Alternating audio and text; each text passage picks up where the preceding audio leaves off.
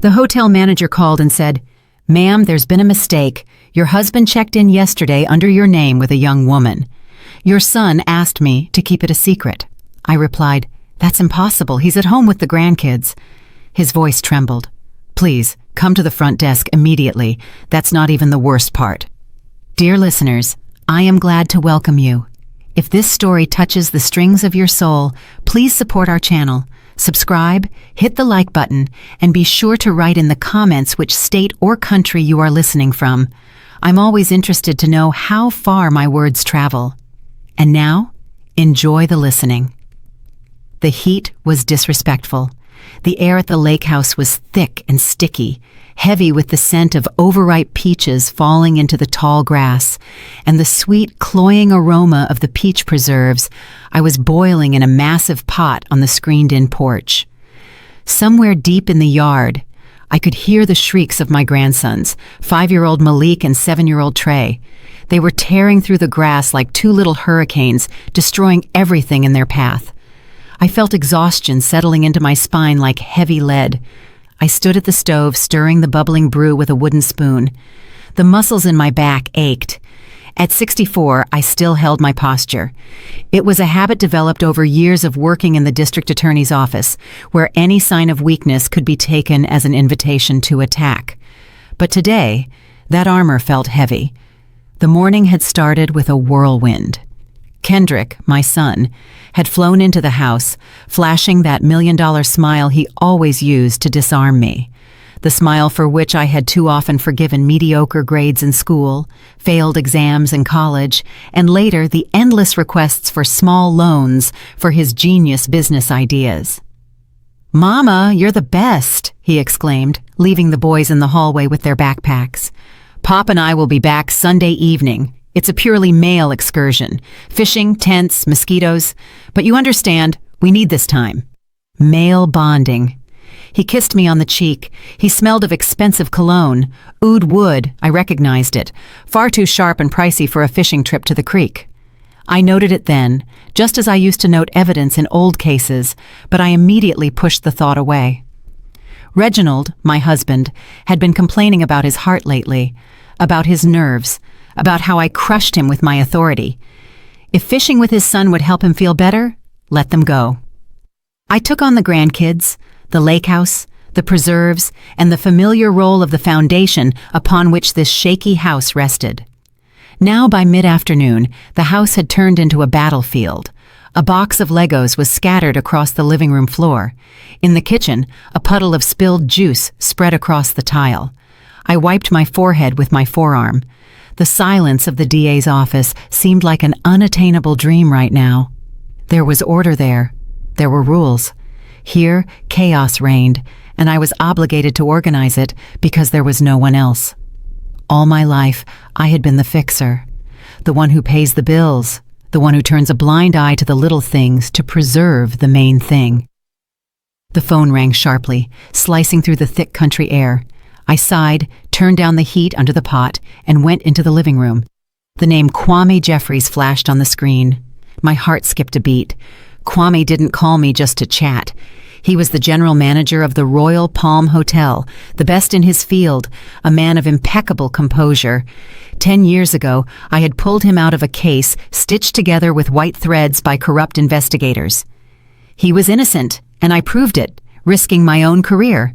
Since then, he sent me cards for Christmas and Juneteenth, but he never called on a Saturday afternoon. I pressed the answer button. "I'm listening, Kwame." "Bernadine? Mrs. Vance?" His voice sounded strange, tight. It lacked its usual velvety confidence. "Forgive me for bothering you on the weekend. I know this is a violation of all privacy protocols, but my conscience won't let me stay silent. You've done a lot for me. I can't do otherwise." I felt a cold knot tighten in my stomach, a familiar feeling, the harbinger of trouble. The prosecutor's instinct woke up instantly, pushing the fatigue into the background. "Speak, Kwame, clearly and to the point." "Your husband, Reginald Vance. He is here, at the Royal Palm." I involuntarily chuckled, looking out the window at the overgrown garden. Absurd. Kwame, you're mistaken. Reginald is fishing with my son. They left for the lake this morning. It must be someone who looks like him. Bernadine, he interrupted, and in that boldness there was so much anxiety that I fell silent. He checked into the presidential suite half an hour ago. The registration was made under your passport, or rather, using your passport data. I froze. The room became very quiet. Only the ticking of the old wall clock marked the seconds.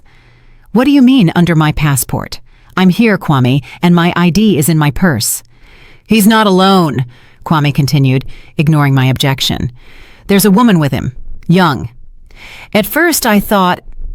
Forgive me. I thought it was you when I saw them from the back in the lobby. She's wearing your coat, that camel-colored cashmere one you wore to the mayor's gala last year, and she carries herself... She's copying your walk. The world tilted. The camel coat was hanging in the closet at our city apartment. Only I, Reginald, and Kendrick had keys to that apartment. This is some kind of joke. My voice turned icy. Reginald decided to throw a masquerade party? If only, Kwame exhaled. Bernadine, this isn't just an affair. 10 minutes ago, Kendrick called my personal number. Kendrick? My son is there too? He's waiting in the parking deck. He called and offered me money, a very large sum, to turn off the surveillance cameras on the 4th floor and wipe the recordings for the last hour. He said, the old lady won't find out anyway. She's at the country house messing with the kids, and we need to sign some papers without witnesses. At that moment, I heard something crash in the kitchen. It sounded like the grandsons had reached the cookie jar, but I didn't move. Inside me, where a second ago there had been fatigue and domestic irritation, an icy void was now expanding. Fishing. Male bonding. They hadn't just lied to me. They had used me as a babysitter to free up their time. But for what? Why would a woman wear my coat? Why register under my name? And why would Kendrick, my boy whom I had always protected from his own mistakes, need to disable cameras? Bernadine. Kwame's voice became firmer. You need to come immediately. What is happening in that suite isn't a romantic rendezvous. I see them on the monitors. You have to see this. I looked at my reflection in the hallway mirror. Gray hair pulled back in a messy bun. A house dress, face without makeup. Just a regular grandmother. An old workhorse, as Reginald liked to joke when he thought I couldn't hear. I straightened my spine. The fatigue vanished. Its place was taken by a cold, calculating rage. Kwame, I said quietly, don't turn anything off, and under no circumstances let them know you called me. I'm on my way. I hung up. The preserves in the kitchen seemed to be starting to burn, but it didn't matter anymore. My family had started a game, the rules of which they did not understand. They forgot who I was. They thought they were deceiving a retiree, but they had awakened the district attorney. I turned off the gas under the pot of preserves with one sharp movement. The sweet, cloying foam had already begun to settle, leaving burnt marks on the edges, a metaphor for my family life, which I seemed to have kept on the fire too long. 5 minutes later, I was pounding on the door of Miss Hattie, our neighbor. Emergency in the city, I said, trying to keep my voice steady. Issues with paperwork from the old job. The boys have eaten, but they need eyes on them. Can you help me out? Miss Hattie, a kind soul, just nodded, wiping her hands on her apron. Of course, Bernie, don't worry. Go on. I wasn't worried. I was turning to stone. The drive to the city took 40 minutes, though usually I spent an hour. I drove the way I hadn't driven in years, aggressively cutting corners, ignoring the pitiful screech of tires on the turns. My old, reliable SUV, which Reginald had long urged me to sell for something more status-appropriate, roared, sensing its owner's mood. Kwame's phrase played in my head like a broken record. She's in your coat. I didn't cry. Tears are for those who surrender or for those hoping for sympathy. I was driving to a crime scene, and at a crime scene, an investigator needs a clear head and dry eyes. The Royal Palm met me with its majestic facade, shining in the rays of the setting sun. But I drove past the main entrance with its liveried doormen. I turned into the narrow alley leading to the service gates. There, by the loading dock, which smelled of fresh laundry and expensive tobacco, Kwame was waiting for me. He looked aged since our last conversation. Dark circles under his eyes, a tense line to his mouth. Seeing me, he stepped forward but didn't offer his hand. He understood that now was not the time for social gestures. "Mrs. Vance," he said quietly, opening the heavy metal door for me. "Thank you for coming so quickly." "Lead the way," I said briefly.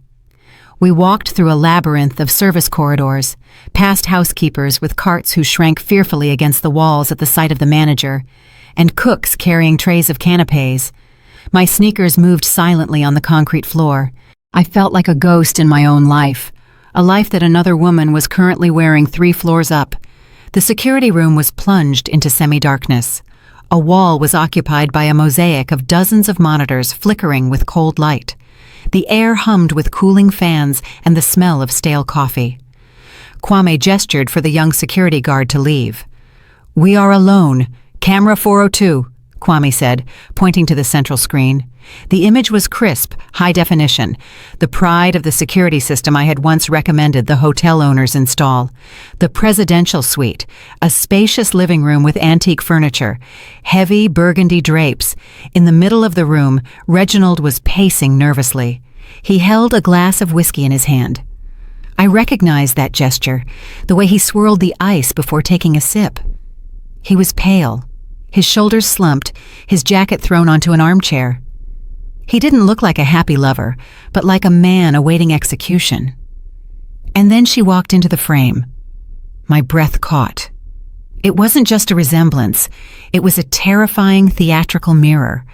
The woman was about my height, maybe a little fuller, but the cut of my camel coat, which she hadn't even taken off inside the room, hid that. On her head was a wig, artfully styled gray hair, exactly my hairstyle, the severe bun I've worn for 30 years. She walked to the table and leaned over. The light caught her chest, and I saw a flash of green fire. My brooch, an emerald set in antique gold, a family heirloom, my mother's gift for my law school graduation, a brooch that should have been lying in a velvet box in the safe of our bedroom. Reginald knew the code. Of course, he knew the code. I felt my fingernails digging into my palms until it hurt. He hadn't just stolen jewelry, he was stealing my identity. The woman sat at the table. Before her lay a tablet and a stack of papers. She picked up a stylus. Her movements were uncertain, jerky. She wrote something, erased it, wrote again. "What is she doing?" My voice sounded hoarse. Alien.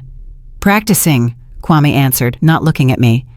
He placed his hand on the audio control panel. "Ready? This is the hardest part." I nodded. Kwame turned the dial. The static in the speakers was replaced by voices. The quality was perfect, as if I were standing right next to them. "No, not like that," Reginald said irritably on the screen. His voice trembled with tension. "Tanisha, you're putting the loop too early. Bernadine's signature is sharp. At the end, there's always a hard slash down like a whip crack. Try again." The woman, Tanisha, sighed. Her voice was younger than mine, rougher, with a slight accent she was diligently trying to hide. "Reginald, baby, I've been writing for an hour. My hand is tired. Maybe that's enough?" "Right!" he barked, and I flinched. I had never heard him yell at strangers like that. At home, he always played the role of the soft, agreeable intellectual. "Thorne will be here in 20 minutes. Everything must be perfect. Give me the text." With intonation. Tanisha straightened up, adjusted the collar of my coat, and looking at an invisible point in front of her, began to speak. And with her words, the floor disappeared beneath my feet. "I, Bernadine Olivia Vance," she began, trying to mimic my timbre, my pauses, "being of sound mind and memory, hereby transfer all property rights to the Vance estate, as well as general power of attorney over all my bank accounts, to my son, Kendrick Reginald Vance." She paused, peeking at a cheat sheet. "Effective immediately. Due to my..." She stumbled. "Due to my deteriorating health condition and inability to adequately assess financial risks." A deathly silence hung in the security room. I stared at the screen, at this dressed-up doll in my clothes, and realized that before me was not a scene of marital infidelity. This was my funeral, a living funeral. Deteriorating health condition, inability to assess. They didn't just want to take the money, they wanted to declare me incompetent, a crazy old woman who had lost her mind and needed guardianship. My husband, my son, the people for whom I lived, breathed, worked. I felt something hot rising to my throat, but I swallowed the lump. Rage, pure and distilled, displaced the pain. I remembered everything. Every sleepless night I bailed Kendrick out of trouble. Every pill I handed to Reginald. Every dollar I saved, denying myself a vacation.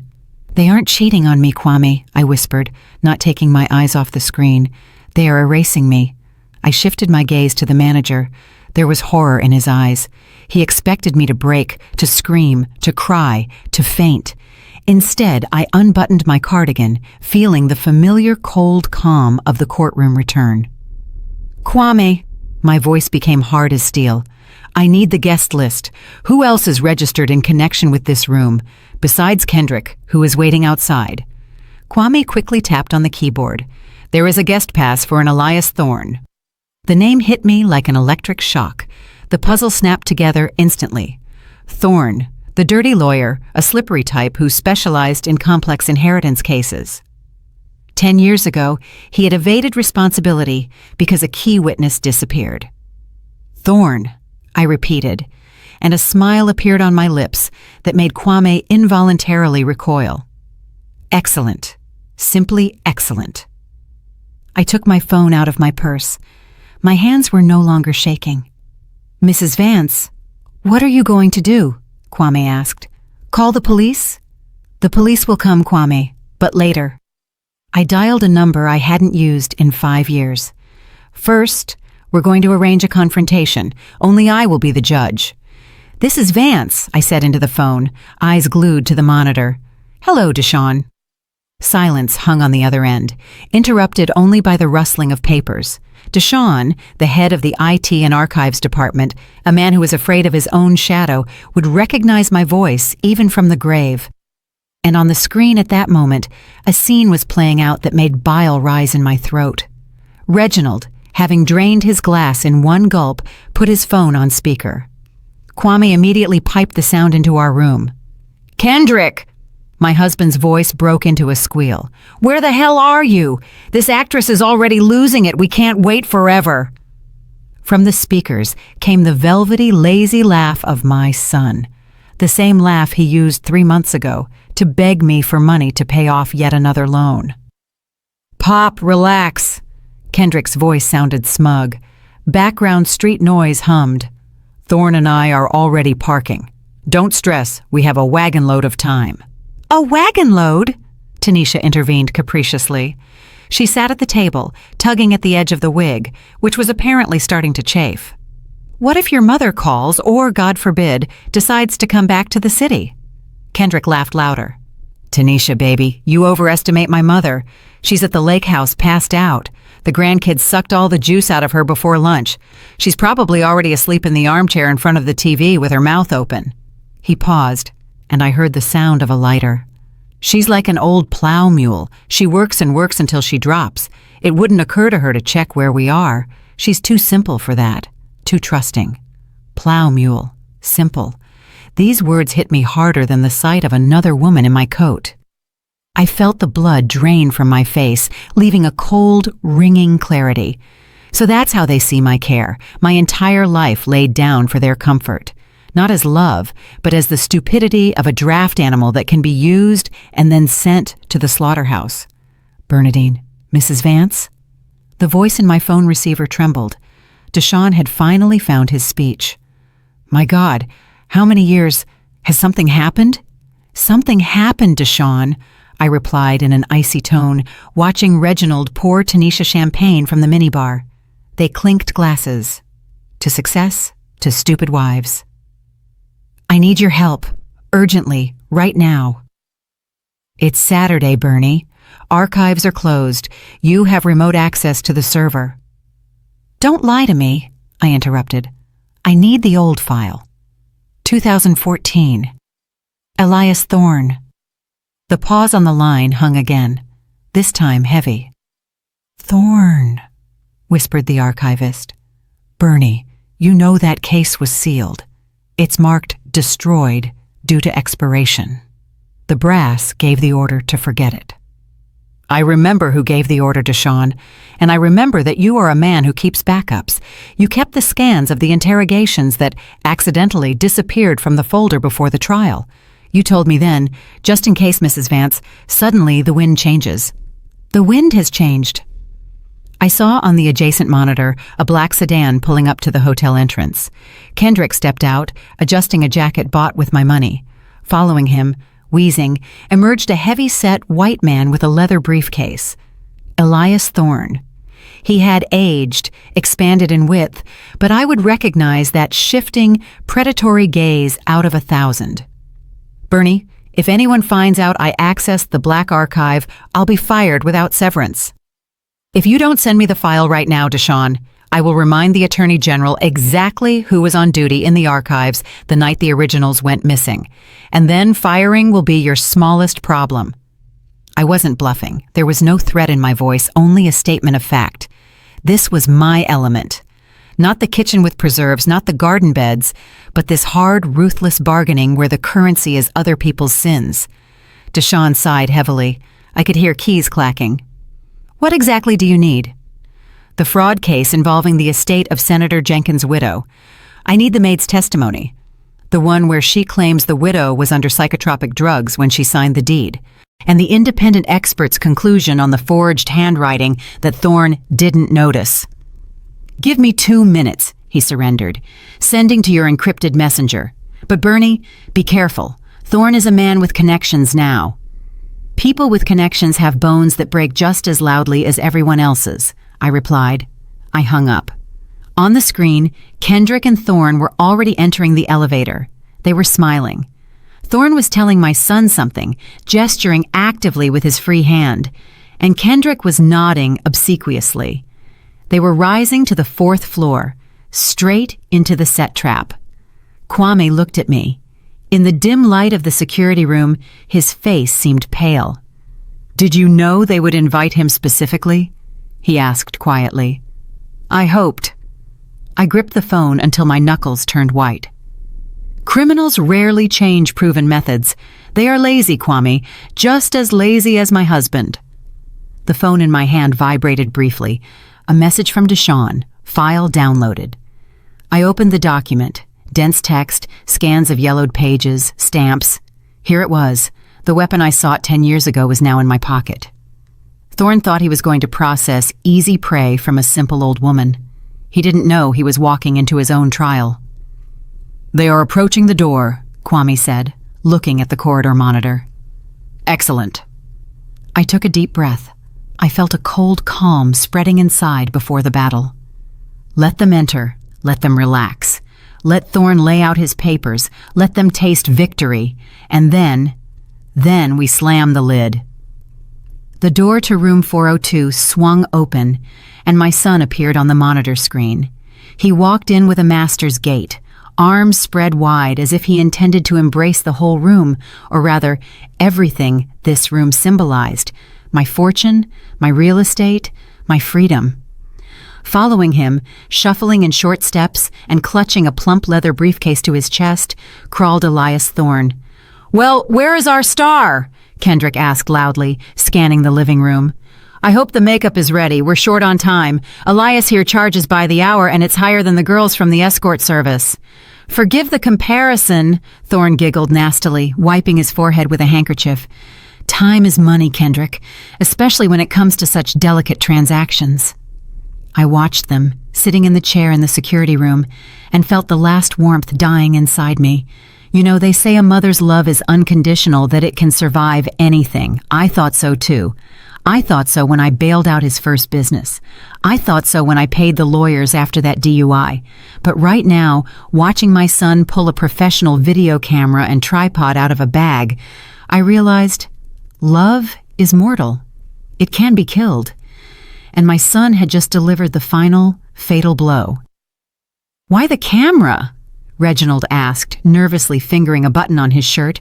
He clearly felt uncomfortable in the notary's presence. For insurance, Pop. Kendrick busily set up the tripod opposite the desk. Thorne will certify the signature. That goes without saying. But when, Mother realizes and tries to challenge the deal in court, claiming she didn't sign or was incompetent, we'll release the video. He walked over to Tanisha, who was sitting at the table in my coat, and roughly turned her head so her face was in the shadow of the floor lamp. Like that. The light falls from behind.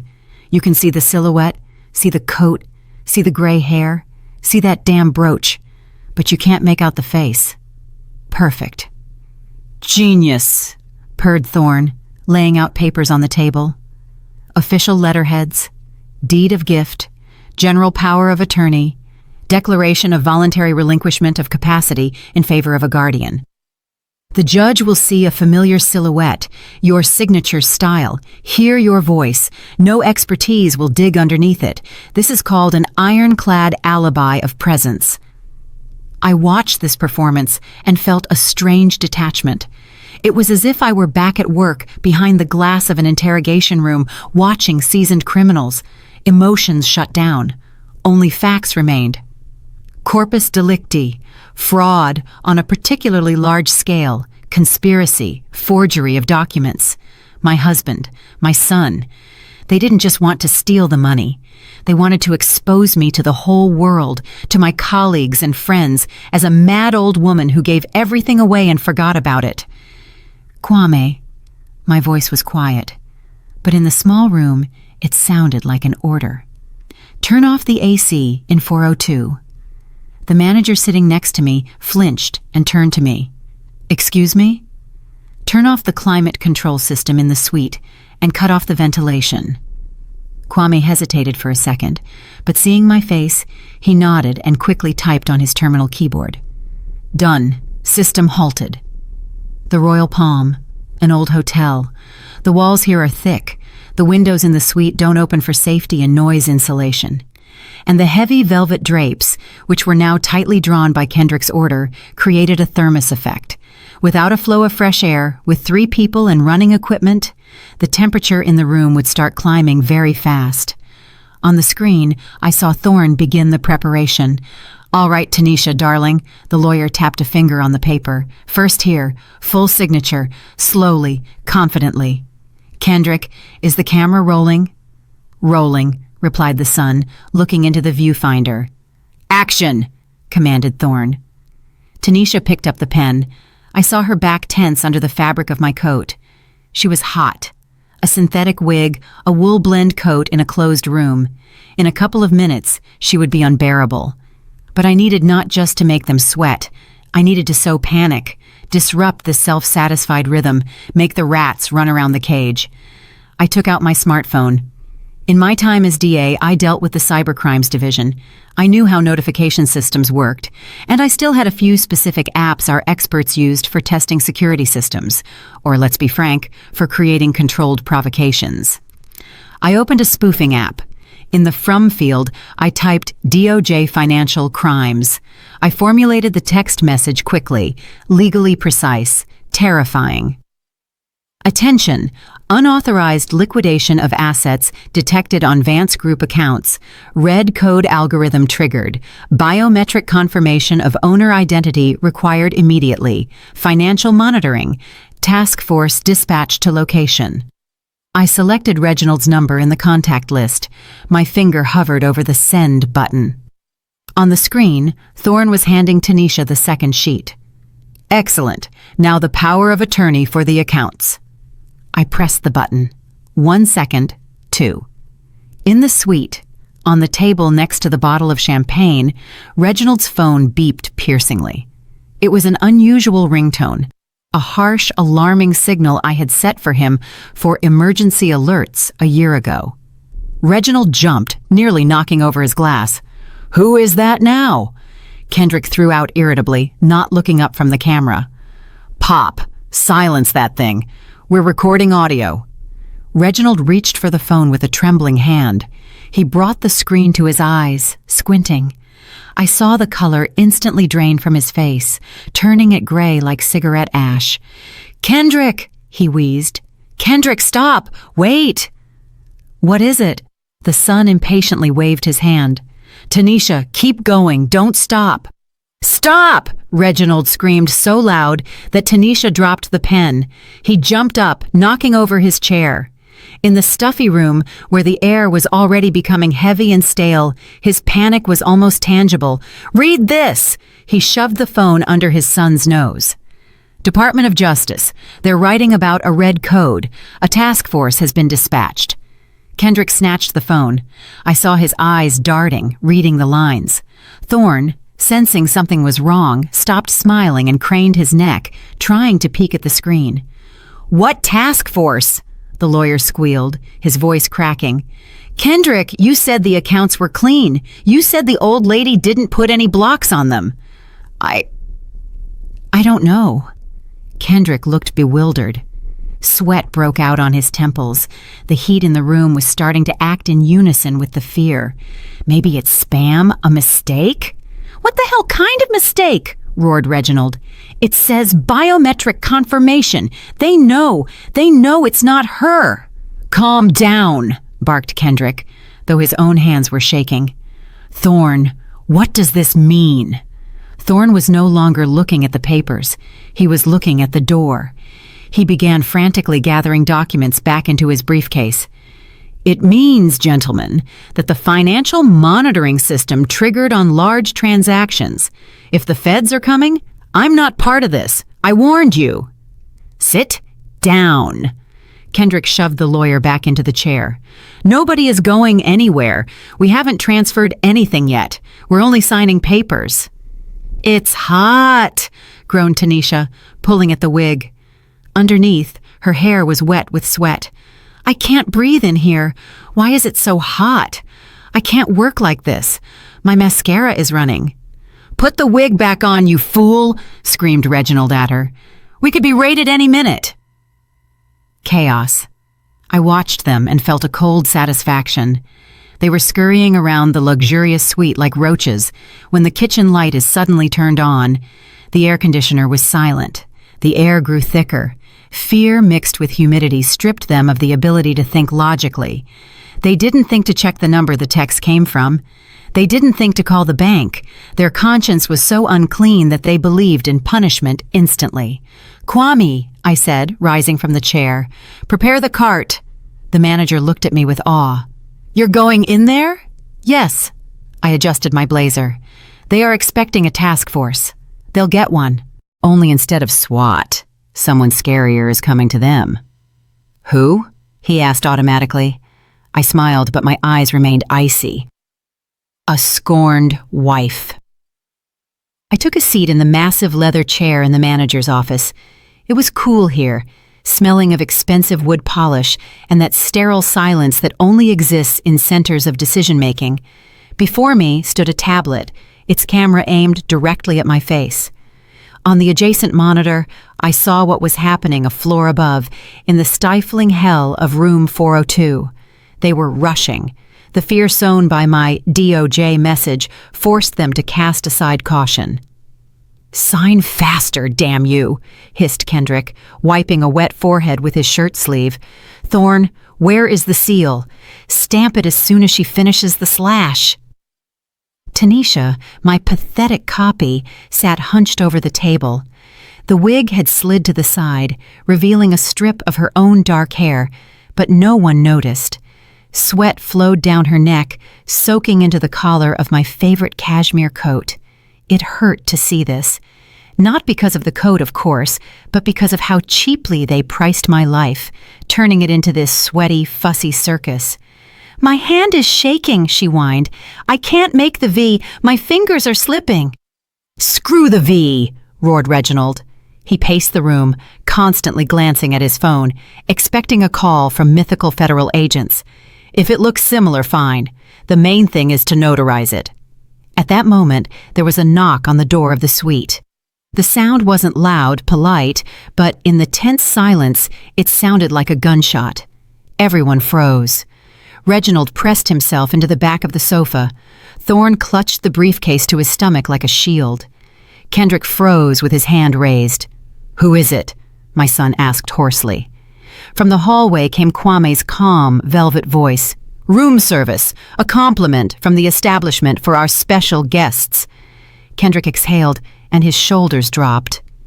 "It's just service, Pop. Calm down." He stepped toward the door. "We don't need anything. Leave it at the threshold. We're busy." "I beg your pardon," Kwame answered persistently, but softly through the door. "This is a personal order from the owner. Cristal champagne and ice. Given the temperature in the room, I think you need this." The word ice acted magically. In the stifling heat I had arranged for them, thirst was stronger than fear. Kendrick, cursing, unlocked the lock and opened the door slightly. Kwame entered smoothly, pushing a serving cart covered with a snowy white tablecloth before him. On it towered a silver dish covered by a huge dome, a cloche. The shine of the metal was blinding in the semi-darkness of the room. "Faster!" Kendrick snapped, blocking Kwame from going further into the living room. "Leave it and get out. We are busy." "Of course." Kwame stopped the cart right in the center of the room, opposite the table where Tanisha sat, and the sofa where Reginald shook. "Just allow me to present," the chef insisted. In my office, I pressed the broadcast button. The green light of the camera on my tablet lit up. On the monitor screen, I saw Kwame grasp the handle of the silver dome with the theatrical grace of a magician. Thorne craned his neck, expecting to see caviar or fruit. Reginald licked his lips greedily. Kwame lifted the lid with a sharp movement. Underneath, there was no ice, no champagne, no appetizers. On the white napkin stood a black tablet on a stand. Its screen flared to life, and in the gloom of the suite, my face appeared. Close up, calm, without a shadow of a smile, with that very expression my subordinates in the DA's office called the Medusa stare. Silence hung in the room, denser and heavier than the humidity. It rang in the ears. I held the pause, gave them a second to realize, gave them time for their brains to try to find a rational explanation and fail. "That slash looks a little uncertain, darling," I said into the microphone. My voice, amplified by the tablet speakers, filled room 402, bouncing off the walls. It sounded everywhere. "Perhaps you should let the actual owner of the hand give it a try." The effect was instantaneous and devastating. Kendrick staggered as if he'd taken a physical blow to the chest. Blood drained from his face so rapidly his skin turned the color of that starched tablecloth on the cart. He opened his mouth, but made no sound, just a pathetic wheeze. Reginald, my husband with whom I had lived for 40 years, dropped the glass of whiskey. Heavy crystal hit the parquet but didn't break. It rolled across the floor with a dull thud, splashing amber liquid. He looked at the tablet screen with animal terror, not with remorse, but with the terror of a trapped beast. Tanisha shrieked, threw down the pen, and jumped up from the chair, knocking it over. She backed away to the wall, covering her face with her hands, as if my voice could hit her. Thorne woke up first. The rat's instinct for self-preservation worked faster than human shock. "Set up!" he squealed, grabbing his briefcase. "This is entrapment! I have nothing to do with this! I'm just a consultant!" He lunged for the door, shoving past the frozen Kendrick. His eyes darted. He already saw himself free, in the corridor, running down the stairs, away from this cursed hotel. He grabbed the door handle and yanked it down with force. The door didn't budge. Thorne yanked again, putting his whole body weight into it. Nothing. I, sitting in the office, placed my finger on the touch panel controlling the hotel's security system. The lock icon on room 402 glowed red. Perimeter lockdown active. "Don't bother, Mr. Thorne," I said, watching him panic and pound his fist on the wood. "The electronic locks at the Royal Palm are Swiss. They are more reliable than your professional ethics." The click of the lock sounded like the final bang of a judge's gavel. The mousetrap had slammed shut, and we remained in it, me as the observer and they as my prisoners. Only now, the walls of this cell weren't closing in around me. I took the master key from Kwame's desk without saying a word. His fingers uncurled, releasing the white plastic as if it were a detonator. "Don't turn off the recording," I threw over my shoulder, walking out of the cool office into the corridor. The path to the elevator took 40 seconds. The ride to the 4th floor, another 30. I counted to myself, synchronizing my breathing with the rhythm of my steps. It was an old habit before entering the courtroom. Leave everything superfluous outside the door. Turn into a function, into the law made flesh. The 4th floor corridor met me with silence. Thick carpeting muffled the sounds of my steps, but I felt the air here was electrified with fear leaking from under the door of room 402. I tapped the card to the lock. The diode blinked green, and the mechanism clicked, granting access. I pushed the door and walked in. The first thing that hit me was the smell. A mix of expensive perfume, spilled alcohol, and the sharp, sour scent of human sweat that always accompanies panic. It was stifling in the suite, like a sauna. The heavy burgundy curtains were tightly drawn, cutting off the world outside. A silent tableau froze in the room. Kendrick stood by the wall, breathing heavily. Red splotches covered his face. Reginald sat on the sofa, clutching his head in his hands, rocking from side to side. Tanisha, huddled in a ball in the corner, looked at me with wide eyes that held nothing but the desire to disappear. I didn't look at my husband. I didn't dignify my son with a glance. For me, they didn't exist right now. My focus was on one target, the professional who should have known better. I walked across the room straight to Elias Thorne. My heels clicked on the parquet inset of the floor rhythmically and hard, like metronome beats. The lawyer backed away, his hips bumping into the writing desk. He clutched the briefcase to his chest like a life preserver. But seeing my eyes, he understood. He was drowning. "Mrs. Vance," he began, his voice breaking into falsetto. This is a misunderstanding. I was misled. I assumed." I stopped a step away from him, took out my phone, unlocked the screen, and shoved it under his nose, brightness cranked to maximum. "Read, Elias," I said quietly. "Case number 48B, 2014, interrogation protocol of witness Betty S., the very maid whose testimony you so conveniently lost before the inventory of the senator's widow's estate." Thorne turned white. Sweat drops on his forehead merged into streams. He recognized this document. He knew this ghost was buried deep, and the fact that I held it in my hands here and now meant the end for him. "I have the original scans, Elias, and a motion to reopen proceedings based on newly discovered circumstances is already sitting in the drafts on the DA server. I just need to press one button." He shifted his gaze from the phone to me, then to the closed door, then back to the phone. His lips trembled. "Bernadine, I have a family. I have a license. If you walk out of here with those papers," I nodded at the table where the deed and power of attorney lay, "you won't just lose your license, you'll sit for about 8 years for fraud as part of an organized group." Thorne twitched as if shocked. He threw the briefcase aside, grabbed the stack of documents from the table that he had been preparing for signature just a minute ago, and with agility unexpected for his build, ripped them in half. The paper yielded with a crackle. He tore them again and again, turning official sheets into meaningless confetti that fell to the floor like dirty snow. "No papers!" he screamed, throwing the scraps toward Kendrick. "Nothing exists! I didn't notarize anything! I'm not participating!"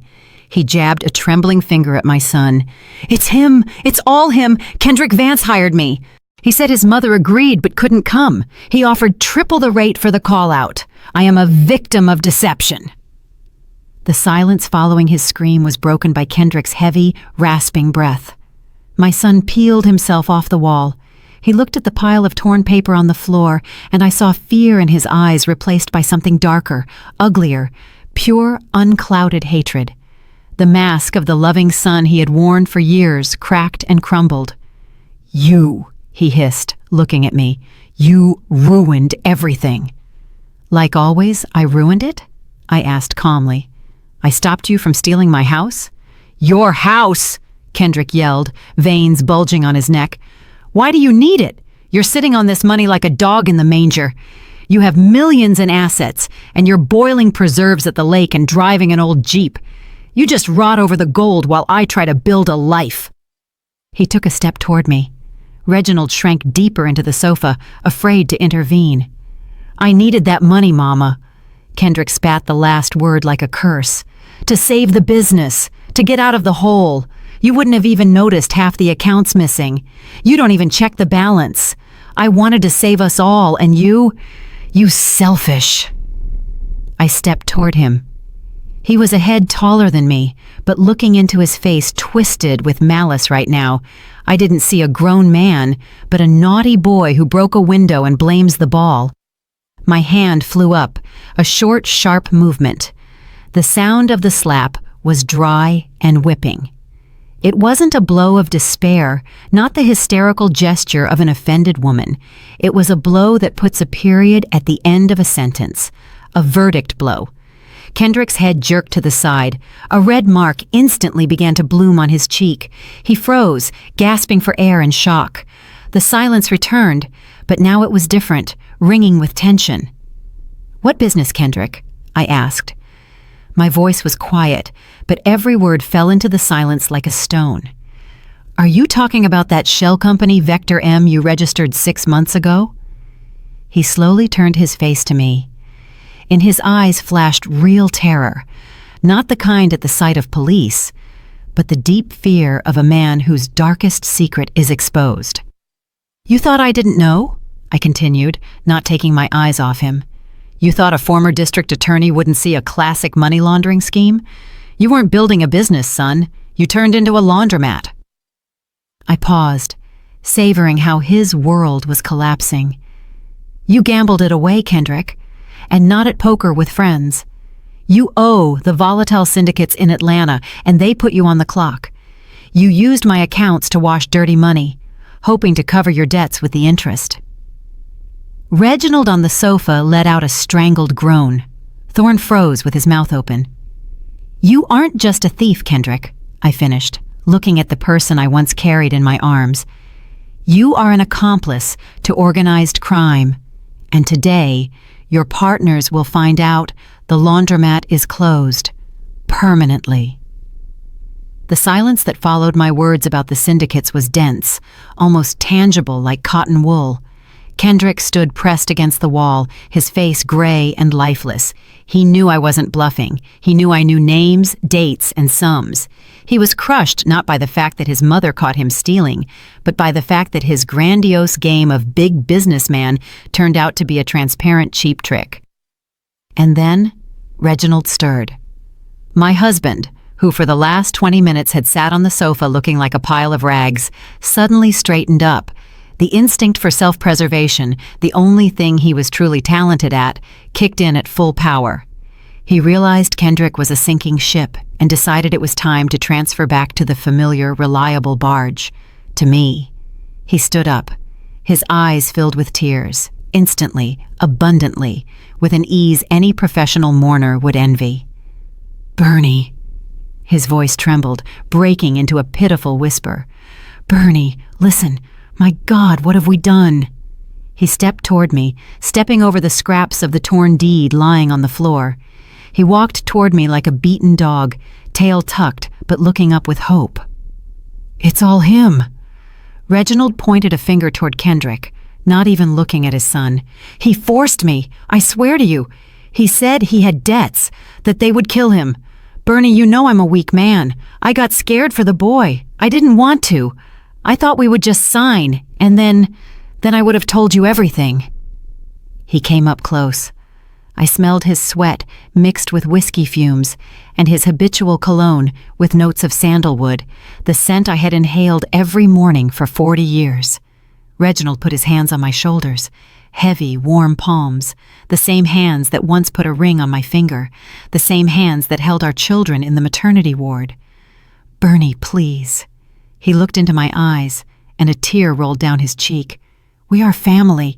We've lived together all our lives. Don't destroy us. Don't give him to the police. He's our son.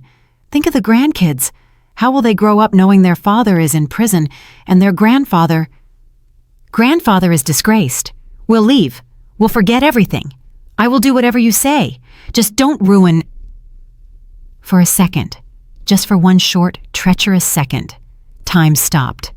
I felt the familiar weight of his hands. It was the weight of habit, the weight of duty. All my life, I had been the pillar they leaned on when the earth fell out from under their feet. Mama will solve it. Bernadine will sort it out. Bernie will understand. His eyes begged for forgiveness. And a part of me, that old part that for years learned to endure smooth corners and sacrifice myself for peace in the family, wavered. Indeed, how would I explain to the grandkids? How would I live alone in an empty house? Maybe just take the documents, scare them, and let them go. Pretend nothing happened just to preserve the illusion of a normal life. The room was so quiet I could hear the blood rushing in my ears. Reginald felt my hesitation. His grip on my shoulders became firmer, more confident. He already saw victory. He knew this button in me, the sacrificial mother button, and he pressed it with all his might. I took a deep breath. The air in the suite was stale, poisoned with lies. And then I looked over his shoulder into the corner of the room. There, pressed against the wall, sat Tanisha. A strange woman in my coat. On her chest, dull in the gloom, hung my mother's emerald brooch. An item Mama wore during the hard times of segregation. An item she bequeathed to me with a request to protect our family's dignity. Right now, that brooch was on the chest of a hired actress whom my men hired to declare me insane. Something clicked inside me, not loud like a gunshot, but quiet, like a light bulb burning out. The last thread connecting me to these people snapped. Pity vanished. Only disgust remained. I slowly raised my hands and took Reginald by the wrists. His skin was damp and sticky. I removed his palms from my shoulders. Not with a jerk, but carefully, yet with such irresistible force as one removes dirty laundry from oneself.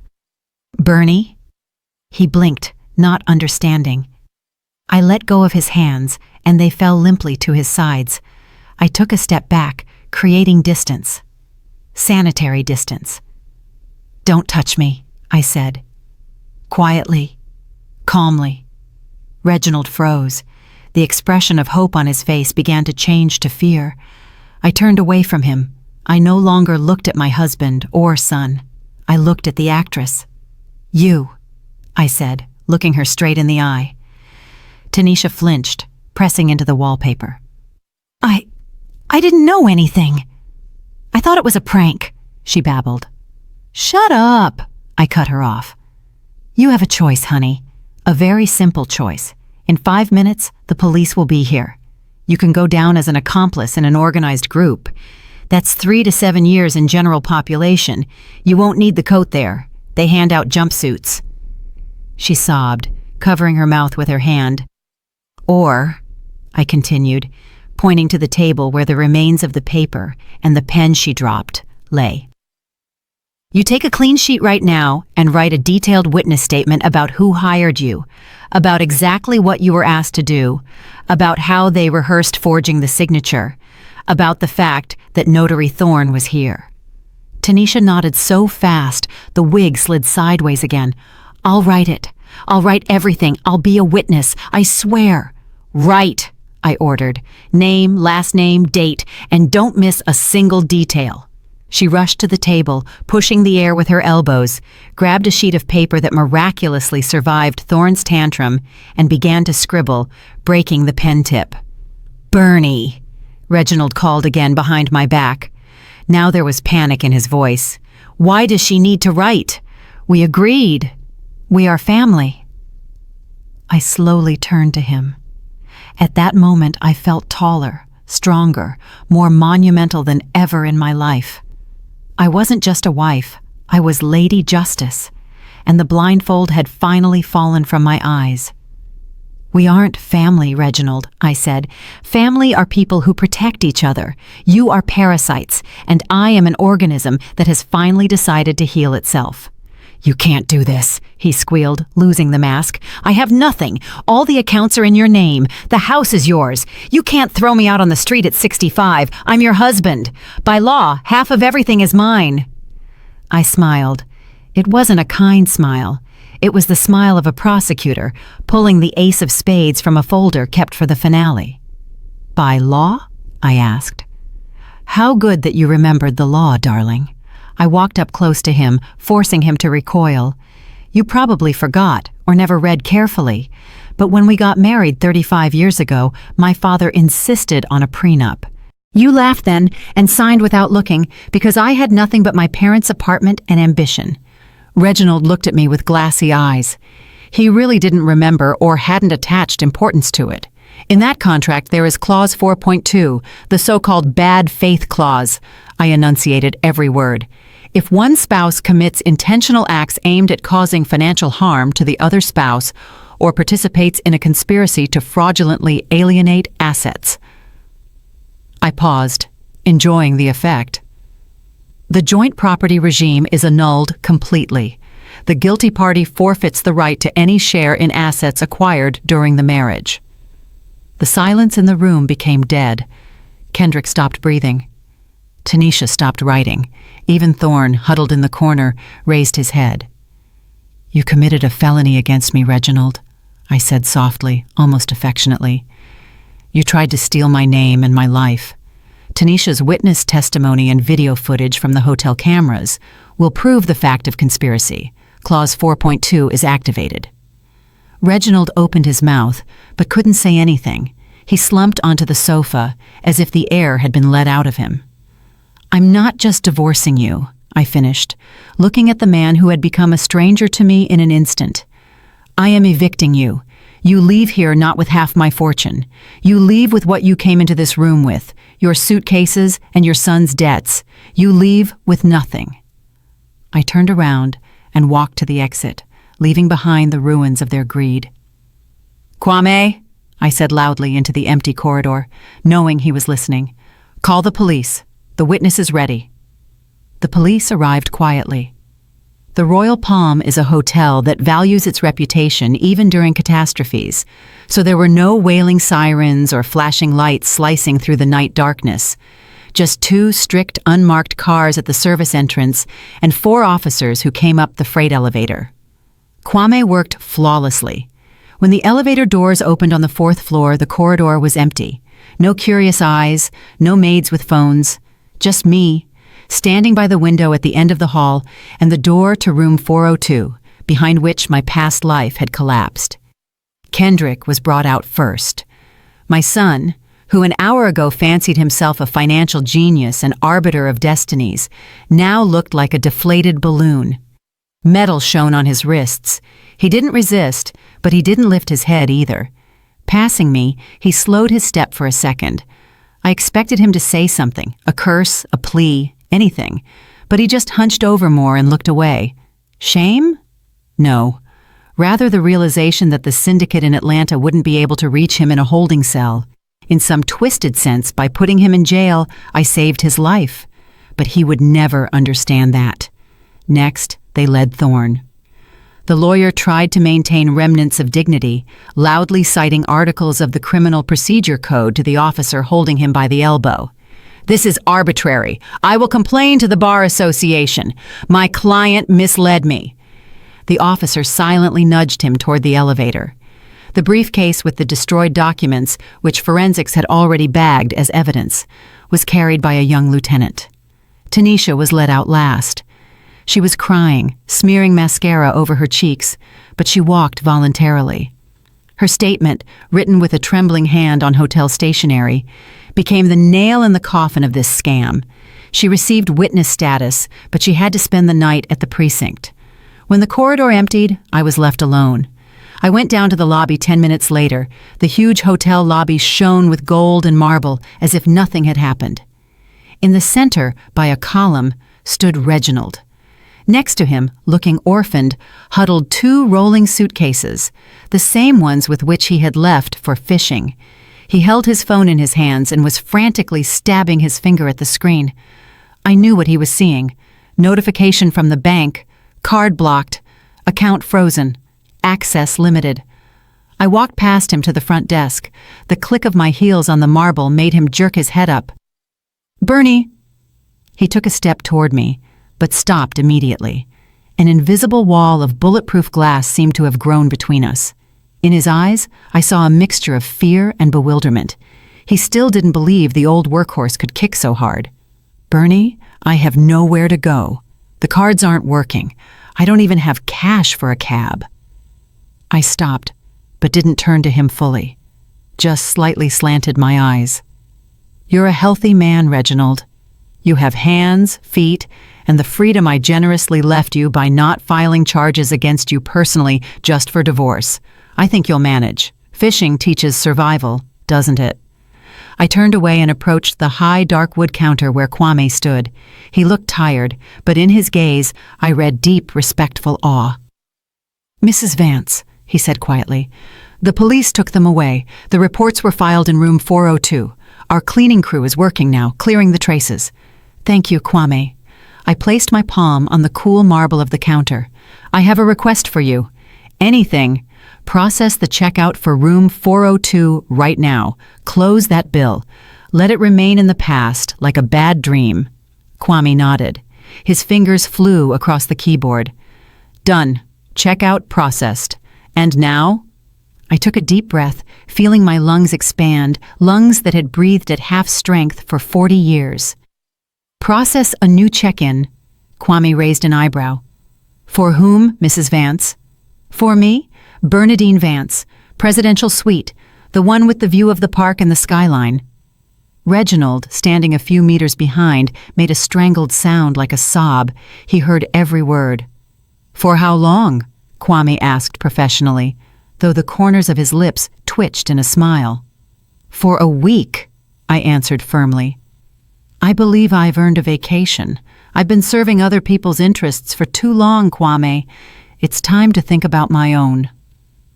I opened my purse and took out an envelope with cash, my personal stash, which I always carried with me for a rainy day.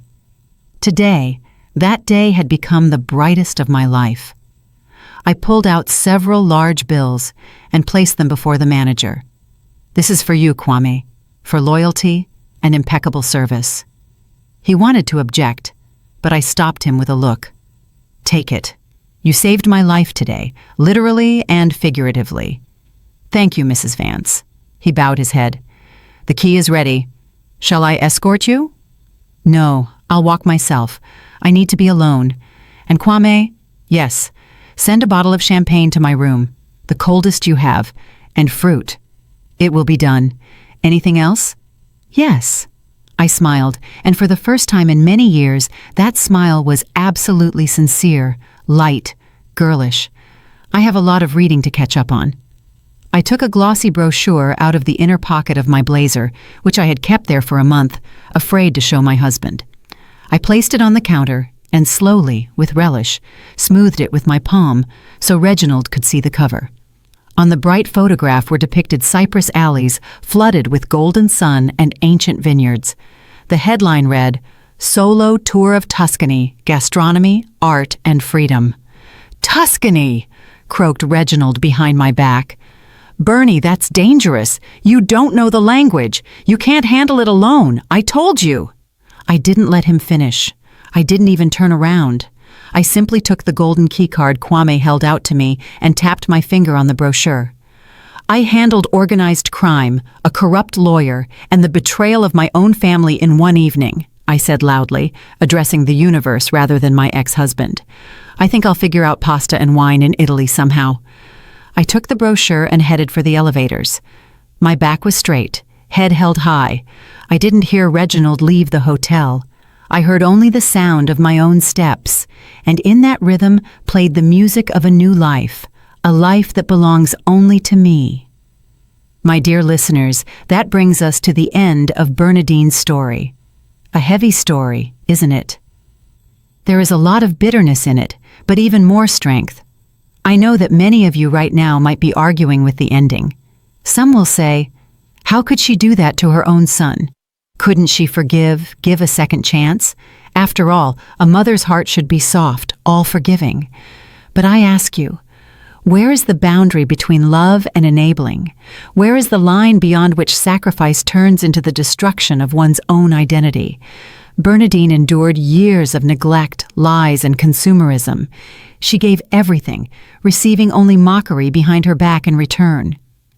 Her son's action wasn't a mistake, but a conscious crime. Did she have the right to close her eyes to this, knowing that impunity breeds only greater evil? Or, by handing them over to justice, did she teach them the most important, albeit cruel, lesson of their lives?